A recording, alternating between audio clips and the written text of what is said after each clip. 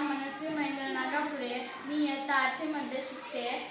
मी वीरगाथा बंकिमचंद्र चटर्जी यांच्याबद्दल थोडक्यात माहिती सांगणार आहे. वेदमंत्राहून आम्हा वंदे मातरम असे ज्याचे वर्णन केले जाते ते भारताचे राष्ट्रीय गीत वंदे मातरम ज्यांनी लिहिले ते बंकिमचंद्र चटर्जी म्हणजे बंकिमचंद्र चट्टोपाध्याय.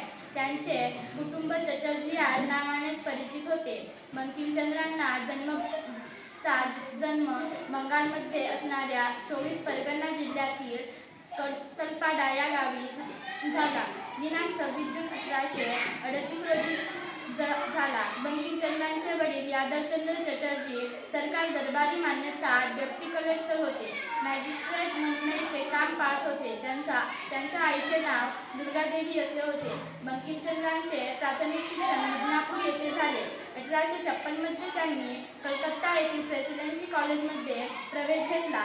1857 मध्ये स्वातंत्र्यासाठी रणधुमाळी उसळली. याच काळात बंकिमचंद्र पदवीधर झाले. परीक्षेतील यांच्या अभूतपूर्व यशामुळे अर्ज न करताही वडिलांप्रमाणेच त्यांची डेप्टी कलेक्टर म्हणून नियुक्ती झाली. त्यामुळे देशातील बहुतेक महत्त्वाच्या पदावर इंग्लिश लोकांची नियुक्ती होत असे. त्यामुळे बंकिमचंद्रांची नियुक्ती हे एक नवल होते. आपल्या अधिकाऱ्यांना सन्मानाने वागण्याची शिस्त इंग्रजांच्या कृतीत असल्यामुळे त्यांनी बंकिमचंद्रांना काही काळ सन्मानपूर्वक वागवले, पण त्यांची राष्ट्रनिष्ठा पाहता त्यांना पदोन्नती देण्याचे टाळले व त्यांची वारंवार बदली देखील केली.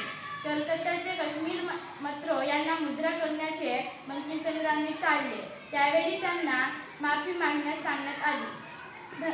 वंदे मातरम.